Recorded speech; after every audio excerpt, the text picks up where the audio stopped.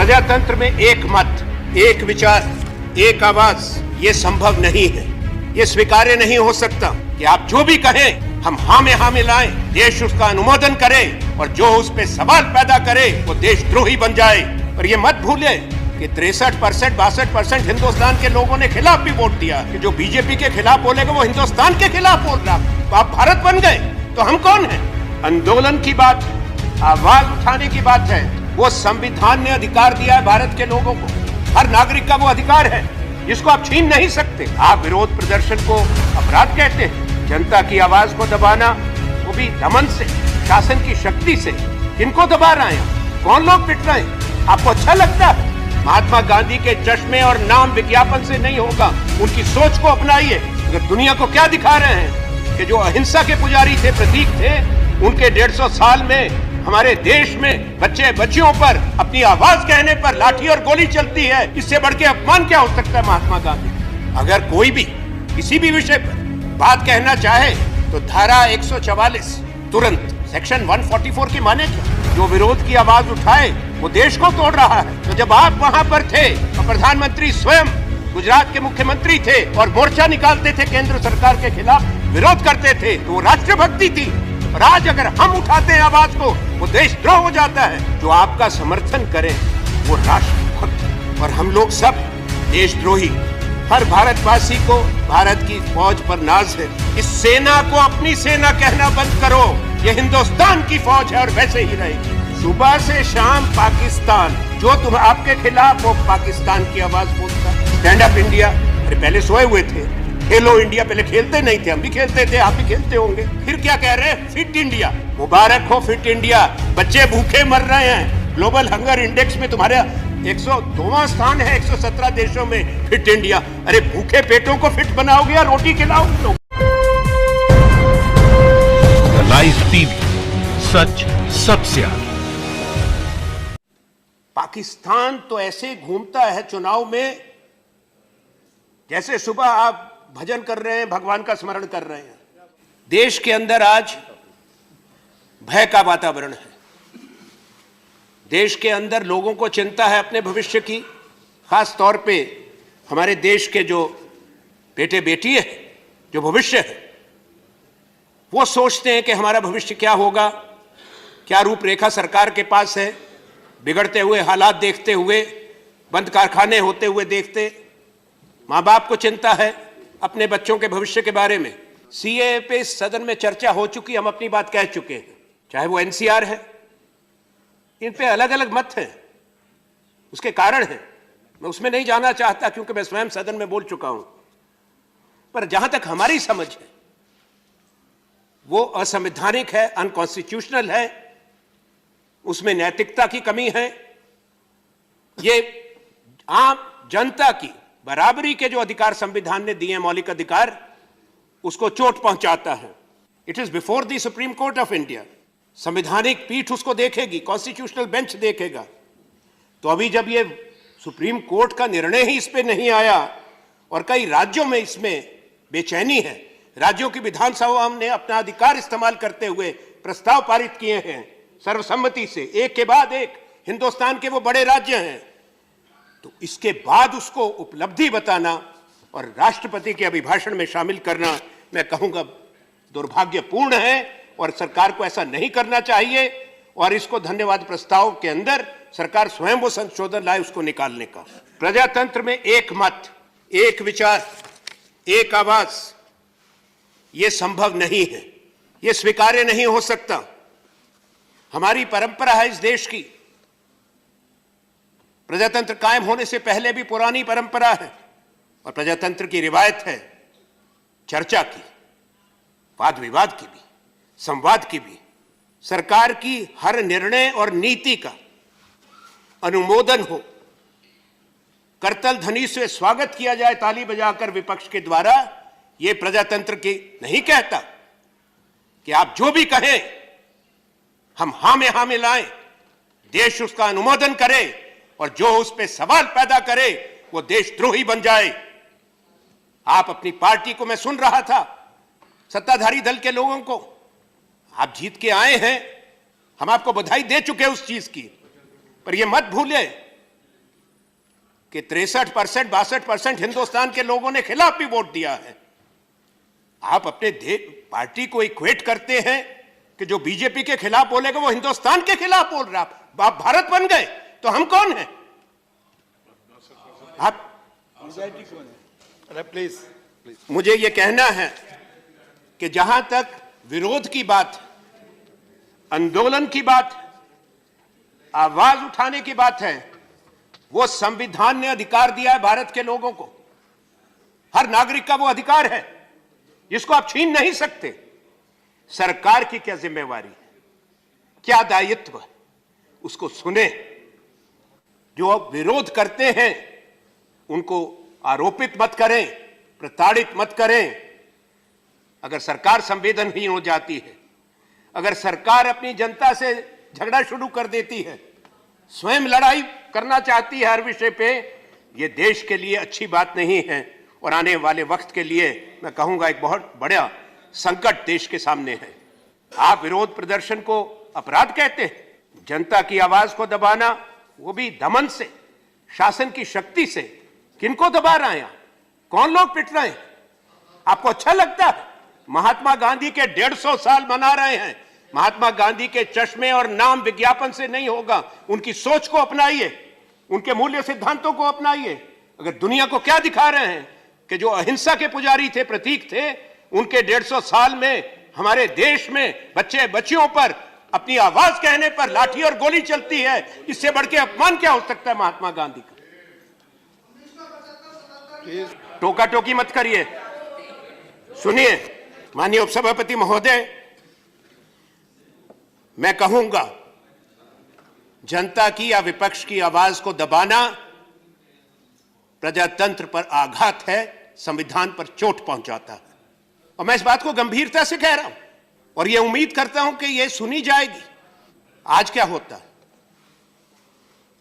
अगर कोई भी किसी भी विषय पर बात कहना चाहे तो धारा 144 तुरंत, सेक्शन 144 के माने क्या?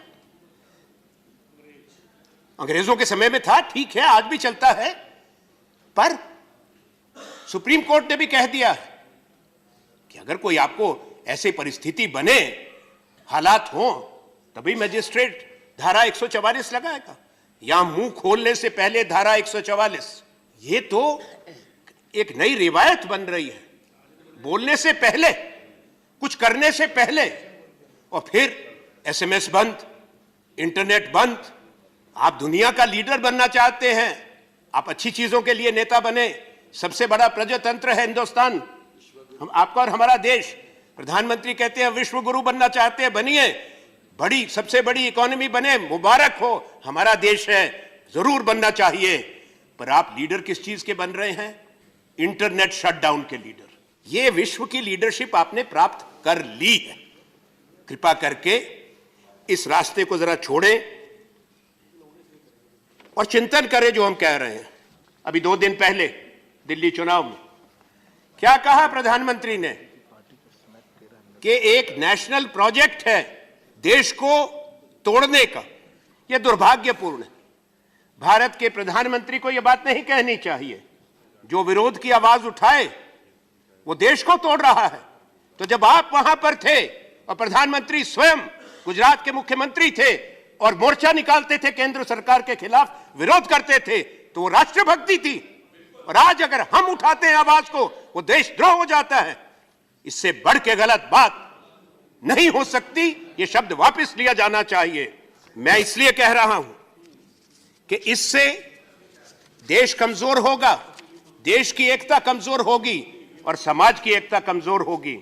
विरोध करना और अभिव्यक्ति की आजादी प्रजातंत्र की बुनियाद है, यह अनिवार्य है और हम उस आवाज को दबने नहीं देंगे। यह हमारा भी कर्तव्य है। अगर आप दबाएंगे, कोशिश करते रहें, पर हिंदुस्तान के लोग जब खड़े होते हैं, उनकी आवाज को ना अंग्रेज दबा पाए, और हम कहते हैं कोई नहीं दबा पाएगा, ना आप दबा पाएंगे। आप आम सहमति बनाने में विश्वास नहीं करते, कंसेंसस में विश्वास नहीं करते। आपसे सवाल है, आपके माध्यम से जी, कि क्या प्रधानमंत्री जी ने ये तब सब विवादित कदम उठाने से पहले चर्चा करी थी राज्यों के मुख्यमंत्रियों से? क्या राजनीतिक दलों के नेताओं को बुलाया था? आप आम सहमति भी नहीं करना चाहते और केवल आरोप की राजनीति करना चाहते हैं और दमन की राजनीति करना चाहते हैं। इसलिए हमको आपत्ति है आप पर।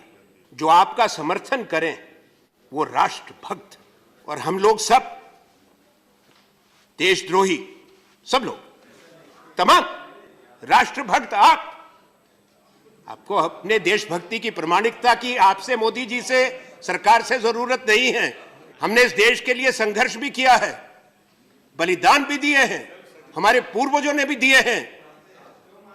हम सोचते हैं कि ये देश का, भारत का हर नागरिक देशभक्त है, भारत से प्यार करता है। आज अगर आपका सर्टिफिकेट आप बांटना शुरू करें तो इस देश का संसद की जरूरत नहीं रह जाएगी, संविधान के मायने खत्म हो जाएंगे, प्रजातंत्र का कोई मतलब नहीं रह जाएगा। भारत की सेना हमारी शक्ति है। हर भारतवासी को भारत की फौज पर नाज है। इस सेना को अपनी सेना कहना बंद करो। यह हिंदुस्तान की फौज है और वैसे ही रहेगी। हमको क्या क्या तगमा नहीं देते। पाकिस्तान तो ऐसे घूमता है चुनाव में जैसे सुबह आप भजन कर रहे हैं, भगवान का स्मरण कर रहे हैं। सुबह से शाम पाकिस्तान, जो तुम आपके खिलाफ वो पाकिस्तान की आवाज बोलता है, जो आपका विरोध करता है पाकिस्तान को लाभ पहुंचाता है। तो मैं एक चीज से चिंतित हूं कि मानिए अगर कभी मान लीजिए कि अगर पाकिस्तान ही नहीं हो तो फिर क्या करोगे? फिर किससे झगड़ा शुरू करोगे? फिर क्या होगा कि आपका प्रोजेक्ट खराब हो जाएगा। बांग्लादेश क्या बोल रहा है, नेपाल क्या बोल रहा है, मैं माफी चाहता हूं, हम नहीं चाहते ऐसी बातें हो। अफगानिस्तान तक चिंता करता है क्योंकि आप उन सबको बदनाम करते हो, आप सबको कहते हो कि ज्यादती करते हो, वरना अफगानिस्तान के बारे में नहीं बोलना चाहिए, श्रीलंका, बांग्लादेश के बारे में आपको नहीं बोलना चाहिए था। अगर सही माने में मानवता की बात करते हो, पीड़ित लोगों की बात करते हो, तो बहुत लोग पीड़ित हैं। संविधान अधिकार देता है, कानून अधिकार देते हैं, पर आप ऐसा नहीं करेंगे क्योंकि प्रश्न होता है सोच का ही नहीं, नियत की भी सवाल है। आप कहते हैं कि पुराने इंडिया के अंधकार को दूर कर देंगे। ये नया भारत क्या है? कोई नया देश बनाने जा रहा है? जो भारत, जो विरासत में मिला माननीय प्रधानमंत्री जी को, आपकी सरकार को, उस भारत में क्या कमी थी? उसी भारत में तो आपने शपथ दी थी भारत के प्रधानमंत्री की। आज उसको आपको शर्मिंदगी नजर आती है उस भारत पर। वो भारत जिसके आप प्रधानमंत्री 2014 में बने थे, वो एक परमाणु शक्ति था। 1974 में बन गया था जब इंदिरा गांधी प्रधानमंत्री थी। वो भारत अंतरिक्ष में चला गया था 1975 में जब आर्यभट्ट गया था। वही मनमोहन सिंह जी की सरकार ने, पर भारत ने 2008 में हम चंद्रमा पर पहुंच गए थे, चंद्रयान पहुंच गया था। वो भारत जो हम छोड़ के गए थे, वो $2 ट्रिलियन की इकोनॉमी था। पहला IIT उस भारत में 1951 में खड़गपुर में बना था। प्रधानमंत्री जी के अहमदाबाद में IIM अहमदाबाद 1961 में बन गया था। NID 1961 में बन गया था। सरदार सरोवर डैम नर्मदा पर सरदार पटेल की मूर्ति लगाया। पटेल तो भारतीय राष्ट्रीय कांग्रेस के अध्यक्ष थे। 4 फरवरी 1948 का पटेल का ऑर्डर यहां लाओ और प्रतिमा के नीचे कांस्य की पत्रिका लगाओ। साहस सीखो, स्वीकार करो कि सरदार पटेल का क्या वो आदेश था। बांग्लादेश, नेपाल, पाकिस्तान और श्रीलंका से ग्लोबल हंगर इंडेक्स में भारत नीचे चला गया। स्टैंड अप इंडिया, अरे पहले सोए हुए थे। खेलो इंडिया, पहले खेलते नहीं थे, हम भी खेलते थे, आप भी खेलते होंगे। आज कौन सा खेल खेल रहे हो समझ नहीं आ रहा, जो देश ने नहीं खेला था। फिर क्या कह रहे हैं, फिट इंडिया। अरे भाई मुबारक हो, फिट इंडिया। बच्चे भूखे मर रहे हैं। ग्लोबल हंगर इंडेक्स में तुम्हारा 102वां स्थान है 117 देशों में। फिट इंडिया, अरे भूखे पेटों को फिट बनाओगे या रोटी खिलाओगे लोगों को? क्या गजब के लोग हैं, कुछ मर्जी लिख दो। आप भी तो माननीय सभापति महोदय देश दुनिया को जानते हैं, आप मुस्कुरा रहे हैं, सज्जन व्यक्ति हैं, बाकी भी ये भी मुस्कुरा रहे हैं, सच्चाई इनको भी पता है। इनकी हालात ऐसी है, इनको कहना वही है जो मजबूरी है, कुछ नहीं कह सकते। कारोबार टूट रहा है। आपने 5 साल में हिंदुस्तान की मजबूत अर्थव्यवस्था को चौपट किया है, अर्थतंत्र चरमरा गया है। बेरोजगारी मानिए 45 साल की सबसे ऊपर, 45 साल की, और नॉमिनल जीडीपी 4.5%, वो 45 साल का 45 इयर्स का सबसे नीचे। देश के कारखाने बंद हो रहे हैं, बाजार टूट रहा है, रुपया टूट रहा है, और आप कहते हो कोई बात चिंता की नहीं। राष्ट्रपति अभिभाषण में इसका जिक्र भी नहीं होना चाहिए। स्टार्टअप, डिजिटल, फिट इंडिया, खेलो इंडिया, ये कौन बात करेगा? राष्ट्रपति की इससे कोई चिंता नहीं। ये हिंदुस्तान के आंकड़े हैं, और इसके दो मुख्य कारण हैं। मेरे से पहले लोग इसको कह चुके हैं। क्या कारण है? एक कारण है एक 8 नवंबर का फैसला, माननीय प्रधानमंत्री का, एक तरफा नोटबंदी का। हुआ क्या? 99.6% पैसा वापस, ना तो काला धन कहां गया, नकली नोट कहां गया, पैसा वापस आया। देश की अर्थव्यवस्था की रीढ़ की हड्डी पर आपने लाठी मारी। जो असंगठित क्षेत्र है, जहां 90% लोग मजदूर काम करते हैं, वो टूट गया। इसलिए आज ये बेरोजगारी तेजी से बढ़ी है, इसलिए हताशा है। आपके पास कोई रास्ता नहीं है। अरे नेहरू जी अंग्रेजों की जेलों में कैद रहे सबसे लंबे समय तक, जिनको आप कोस रहे हैं, और इसी विषयों को लेकर हिंदुस्तान के बंटवारे का मैं इस सदन में कह चुका, मेरे साथी कह चुके हैं, पर दोबारा दोहराना पड़ता है। समझ में ही नहीं आती, कितनी बार बोले। 1937 में हिंदू महासभा का अधिवेशन हुआ था महोदय, प्रस्ताव पारित हुआ था कि हिंदू और मुसलमान एक देश नहीं हो सकते। 1938 में अलग अलग देश होंगे। Partition of India resolution Muslim league पारित करती है। कांग्रेस की सरकारें बर्खास्त हो जाती हैं, इस्तीफे हो जाते हैं सूबों के अंदर। उस समय के वाइस रॉय को अंडरटेकिंग दी जाती है हिंदू महासभा की, लिनलिथ गो को, लिखित रख चुका हूं यहां पर कि हम we will help in the formation of alternative governments loyal to her majesty's government. इसी अभिभाषण में कि $5 ट्रिलियन की इकोनॉमी बनेगी, जरूर बननी चाहिए, पर 4.5 वो जीडीपी है।